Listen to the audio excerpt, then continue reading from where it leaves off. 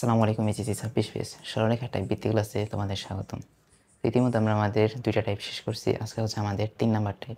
তো এই 3 নাম্বার টাইপে আমাদের থাকছে অন্তর্বিভক্তি এবং বহির্বিভক্তি নিয়ে। তো চলো ক্লাসটা শুরু করি। তো প্রথমেই ধরো একটা সরলরেখা আমি আঁকলাম, যার এক প্রান্তের স্থানাঙ্ক ধরো x1, y1 এবং এই সরলরেখার অন্য এক প্রান্তের স্থানাঙ্ক ধরো x2, y2। এখন আমি যদি বলি সি একটা বিন্দু যার স্থানাঙ্ক হচ্ছে x, y, এই সি বিন্দুটা আমার এবি সরলরেখাটাকে m:n অনুপাতে অন্তর্বিভক্তি করে। সেই ক্ষেত্রে আমার সি বিন্দু স্থানাঙ্কগুলো বের করার সূত্র হবে, যেহেতু অন্তর্বিভক্তি করছে তাই x সমান আমরা এখানে লিখব m+n, অর্থাৎ অনুপাতগুলোর যোগফল উপরেও লিখব আবার নিচেও লিখব m+n। লেখার পর এখন যখন আমি m নিব তখন আমি নিব x2, তখন নিব কি x2। যখন আমি n নিব তখন নিব x1, অর্থাৎ m এর সাথে x2 গুণ আর n এর সাথে x1 গুণ। আবার যখন y বের করব একই রকমভাবে নিচে আর উপরে দুই জায়গাতেই m+n লিখব। লেখার পর যখন m নিব তখন নিব y2, যখন n নিব তখন নিব y1। তো এটা হচ্ছে আমার অন্তর্বিভক্তির ক্ষেত্রে সূত্র। এখন যদি বলি আমার আরেকটা সরলরেখা যার এক প্রান্তের স্থানাঙ্ক হচ্ছে x1, y1 এবং অপর প্রান্তের স্থানাঙ্ক হচ্ছে x2, y2। আমি যদি বলি এই সরলরেখাটাকে সি পর্যন্ত এমনভাবে বর্তিত করলাম যাতে আমার এই সি বিন্দুটা ধরো x, y, এই সি বিন্দুটা আমার এই বি সরলরেখাটাকে m:n অনুপাতে বহির্বিভক্ত করে। দেখো যখন অন্তর্বিভক্তি তখন কি আমার এ অনুপাতটা হবে আমার এসি আর হবে বিসির অনুপাত, আর যখন বহির্বিভক্তি তখন হবে আমার এসি আর হবে এই বিসি, অর্থাৎ এখান থেকে এই টোটালটা, তারপর হচ্ছে বিসি হচ্ছে এতটুকুর অনুপাত m:n অনুপাতে যদি আমার এই সি বিন্দুটা এ বি সরলরেখাটাকে বহির্বিভক্ত করে, সেই ক্ষেত্রে আমার সূত্র হবে আমার m-n। উপরও লিখব m-n। যখন m নিব তখন নিব x2, যখন n নিব তখন নিব x1। আবার y m-n, উপরও লিখব m-n। তো যখন m নিব তখন নিব y2, যখন n নিব তখন নিব y1। তো এই গেল আমাদের অন্তর্বিভক্তি আর বহির্বিভক্তির ক্ষেত্রে সূত্র। এখন চলো আমি এর অঙ্কে ফেরত যাই। দেখো আমাদের 1 নম্বর অঙ্কে বলছে 1, 2 এবং 4, 7 বিন্দুদ্বয়ের সংযোজক সরলরেখা অংশকে যে বিন্দুটি 3:5 অনুপাতে অন্তর্বিভক্তি করে তার স্থানাঙ্ক। তাহলে অন্তর্বিভক্তির ক্ষেত্রে আমার সূত্র কি? স্থানাঙ্কের সূত্র হচ্ছে x সমান অনুপাতদ্বয়ের যোগফল কি 3+5 উপরে লিখব 3+5। যখন 3 নিব তখন নিব আমি 4, 3 এর সাথে নিব 4। যখন 5 লিখব তখন লিখব আমি 1, আবার y 3+5, তারপরে যখন আমি 3 নিব তখন নিব 7। যখন আমি 5 নিব তখন নিব 2। এখন এগুলো সমাধান করো। 8 আর এখানে থাকবে আমাদের 17, এখানে থাকবে আমাদের 8 আর এখানে থাকবে 3 সাথে 21 আর হচ্ছে 5 দুগুণে 10, তাহলে হচ্ছে 31। তাহলে আমার স্থানাঙ্কগুলো হবে x আর y, স্থানাঙ্কগুলো আমাদের হবে 17/8 হচ্ছে 31/8। এগুলো হচ্ছে আমার স্থানাঙ্ক। এখন যদি আমাকে বলতো অন্তর্বিভক্তি না বলে যদি বহির্বিভক্ত বলতো তখন কি করতাম? তখন আমরা শুধু এই প্লাসের জায়গাতে মাইনাস, এই প্লাসের জায়গাতেও মাইনাস, এই প্লাসের জায়গাতেও মাইনাস, এই প্লাসের জায়গাতেও মাইনাসটা ব্যবহার করতাম। তাহলে আমাদের যে স্থানাঙ্কগুলো পেতাম সেটা হতো আমাদের বহির্বিভক্তির ক্ষেত্রে স্থানাঙ্ক। এখন 2 নম্বর ম্যাথটা খেয়াল করো। এ ও বি বিন্দুদ্বয়ের স্থানাঙ্ক যথাক্রমে দেওয়া আছে। এ বি রেখাংশকে সি পর্যন্ত এরূপে বর্ধিত করা হলো। তাহলে কি সি পর্যন্ত বর্ধিত করা হয়েছে, তার মানে কি আমাদের বহির্বিভক্ত করছে। এবং বলছে কি এ বি সমান হচ্ছে 3bc, একটা ডাটা দিয়ে দিচ্ছে এ বি সমান হচ্ছে 3bc। তো দেখো ধরো আমার এই সরলরেখাটা হচ্ছে এটা এ আর বি, যেখানে আমার এ বিন্দু স্থানাঙ্ক স্থানাঙ্ক হচ্ছে -2,4, বি বিন্দুর স্থানাঙ্ক হচ্ছে 5, -4, -5। এখন এটাকে কী করছে, সি পর্যন্ত বর্ধিত করছে, সি বিন্দুর স্থানাঙ্কটাই আমার কাছে জানতে চাইছে। তো এখন দেখো আমাকে ডাটা দিয়ে দিছে, আমাদের ডাটা হচ্ছে এবি সমান হচ্ছে 3BC। তার মানে এবি কতটুকু, এবি হচ্ছে এটা, বিসি কতটুকু এটা। তো আমাদের বহির্বিভক্তির ক্ষেত্রে অনুপাতগুলো হয় আমাদের এসি আর হচ্ছে বিসি, অর্থাৎ এতটুকু আর হচ্ছে এতটুকু এদের অনুপাত হয়।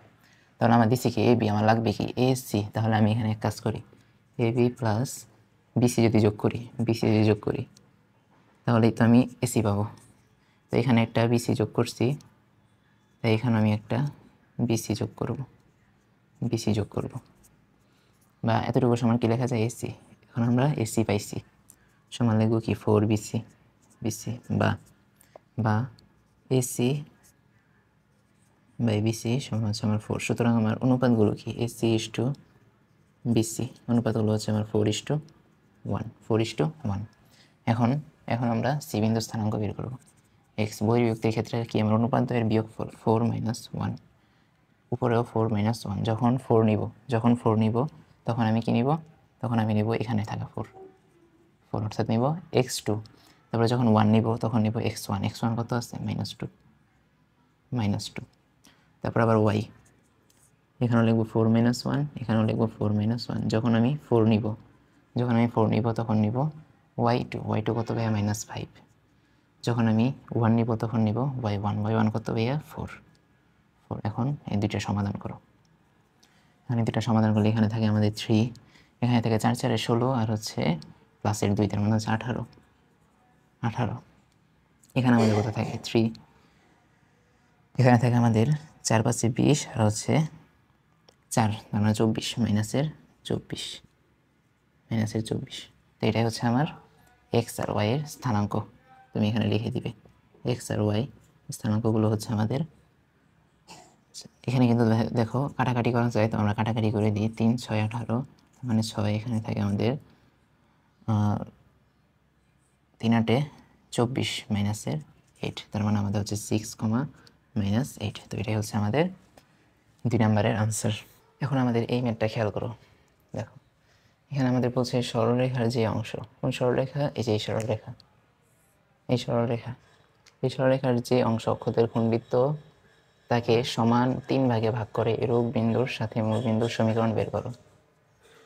তো এই ম্যাথগুলো করার জন্য আমাদেরকে আগে খণ্ডিত অংশের সমীকরণ জানতে হবে। একটা মাত্র সূত্র খেয়াল রাখো, খণ্ডিত অংশ যখন আমার একটা সরলরেখা এক্স অক্ষ আর ওয়াই অক্ষকে ছেদ করবে তখন, অর্থাৎ খণ্ডিত করবে, তখন সেই ক্ষেত্রে আমার সূত্র হচ্ছে x/a + y/b সমান হচ্ছে 1।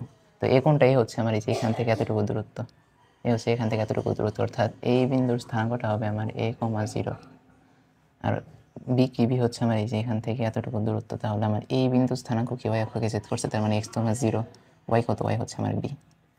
তাহলে এখন আমি এ আর বিটাকে বের করব, তো আমার সরলরেখা দিছে x + 3y - 12 = হচ্ছে 0। এখন এটাকে আমি এই ফর্মেটে নিই, এই ফর্মেটে নিলে তো আমি আর বিটা পাবো।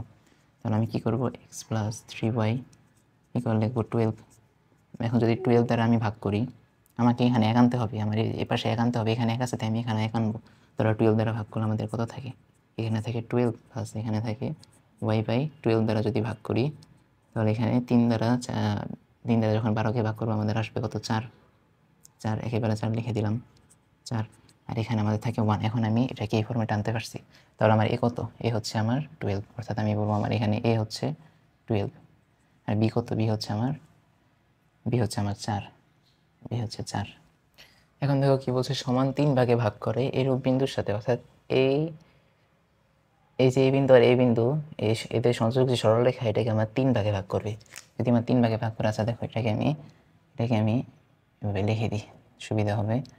0,4, এটা হচ্ছে আমার 12, হচ্ছে 0, হচ্ছে 0। এখন এদের সংযোজক যে সরলরেখা, অর্থাৎ এই এতটুকু, এখান থেকে শুরু করে এতটুকু, এটাকে আমার সমান 3 ভাগে ভাগ করে। আর সমান 3 ভাগে যদি ভাগ করে, ধরলাম এটা হচ্ছে আমার কিউ, এটা হচ্ছে আমার পি, সমান 3 ভাগে ভাগ করছে। আচ্ছা এখন বলছে এই বিন্দু আর এই বিন্দুর স্থানাঙ্ক বের করো।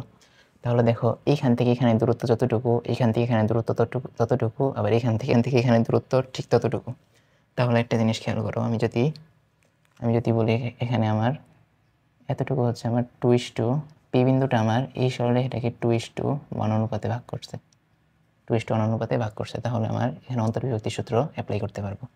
তাহলে আমার পি বিন্দুটা কি এই দুই বিন্দুর সংযোজক রেখাকে পি বিন্দুটা 2:1 অনুপাতে ভাগ করছে। যেহেতু আমার প্রত্যেকটা দূরত্ব সেম, তাহলে 2:1 অনুপাতে 2:1 অনুপাতে অন্তর্বিভক্তি করছে। সেই ক্ষেত্রে আমার পি বিন্দুর স্থানাঙ্কটা আমার কত হবে, এক্স, এই অনুপাত দ্বয়ের যোগফল, অনুপাত দ্বয় হচ্ছে 2 + 1, উপরে লিখবো 2 + 1, 2 + 1 লেখার পর এখন যখন নিব 2 তখন আমি নিব 12, তখন নিব 12, যখন নিব 1 তখন নিব আমি 0। তাহলে এখানে আমার কত থাকে 24/2, তার মানে থাকে আমার 24/3, এখানে থাকে 24/3। তাহলে এখানে আমার থাকে 3 × 8 = 24। আবার দেখো, আচ্ছা পি বিন্দু স্থানাঙ্ক এটা হচ্ছে আমার এক্স এর স্থানাঙ্ক। তারপর হচ্ছে ওয়াই এর ক্ষেত্রে হচ্ছে আমার 2 + 1, এখানে হচ্ছে 2 + 1, যখন নিব 2 তখন নিব 0, যখন নিব 1 তখন নিব 4। তাহলে এখানে আমার কত থাকে 4/3 সমান হচ্ছে, তো এটাই আমাদের। তো এখন আমি বলবো আমার পি বিন্দুর স্থানাঙ্ক, পি বিন্দুর আচ্ছা এখানে লিখে দিই, পি বিন্দুর স্থানাঙ্ক আমার কত, আমার হচ্ছে 8,4/3, 8,4/3। তারপরে এখন দেখো কিউ। তাহলে দেখো যেহেতু আমার এখান থেকে এখানে দূরত্ব যতটুকু, এখান থেকে এখানে দূরত্ব ততটুকু, তাহলে এখন কিন্তু আমরা অন্তর্বিভক্তি সূত্র অ্যাপ্লাই করার প্রয়োজন নেই। আমরা কিউ বিন্দুর স্থানাঙ্ক বের করার ক্ষেত্রে আমরা মধ্যবিন্দুর সূত্র অ্যাপ্লাই করব। মধ্যবিন্দুর সূত্র কীভাবে, এই দেখো কিউ বিন্দুর স্থানাঙ্ক যদি বের করি তাহলে কিউ বিন্দুর স্থানাঙ্ক হচ্ছে এক্স। যখন এক্স বের করব তখন লিখব x1 + x2, 0, উপরে লিখব 0 + 8 ডিভাইডেড বাই হচ্ছে 2। মধ্যবিন্দু স্থানাঙ্ক সূত্র হচ্ছে আমার x সমান হচ্ছে x1 + x2 বাই হচ্ছে 2, y হচ্ছে আমার y1 + y2 বাই হচ্ছে আমার 2। তাহলে এখন দেখো এখানে কত 0 প্লাস হচ্ছে 8 ডিভাইড বাই হচ্ছে 2, তাহলে এখানে আমার কত থাকে 4। আর y যখন y তখন হচ্ছে আমার y প্লাস হচ্ছে আমার y1 প্লাস হচ্ছে y2, 4/3, নিচে হচ্ছে 2। তাহলে এখানে আমার থাকে 3, 3 × 4 = 12 প্লাস হচ্ছে 4, নিচে হচ্ছে আমার 2। তাহলে এখানে আমার থাকে 16, নিচে হচ্ছে 3 × 2 = 6, 2 দ্বারা যদি কাটি তাহলে এখানে থাকে 8 আর এখানে থাকে 3। তো এটাই হচ্ছে আমার কিউ বিন্দু স্থানাঙ্ক হচ্ছে এখন আমার এটা। তো কিউ বিন্দু স্থানাঙ্ক কি, কিউ বিন্দু স্থানাঙ্ক হচ্ছে 4,8/। তো দেখো কিউ বিন্দু আমরা পাইছি এটা, পি বিন্দু পাইছি আমরা। এখন দেখো কি বলছে, এখন বলছে মূল বিন্দুর সমীকরণ বের করো। এই যে এই বিন্দুগুলোর সাথে কিউ আর হচ্ছে আমার পি বিন্দু, কিউ আর পি বিন্দু কোথায়, এই যে পি বিন্দু, পি বিন্দু আর কিউ বিন্দুর সাথে এই মূল বিন্দু 0, 0 রেখার সমীকরণ। এটা আমরা কিভাবে করব,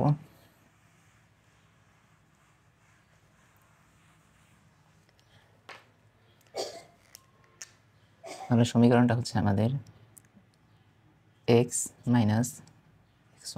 x1, দুইটা বিন্দু যদি দেওয়া থাকে, আমাদের সূত্র হচ্ছে x - x1, x1 - x2 সমান হচ্ছে y - y1, y1 - হচ্ছে y2।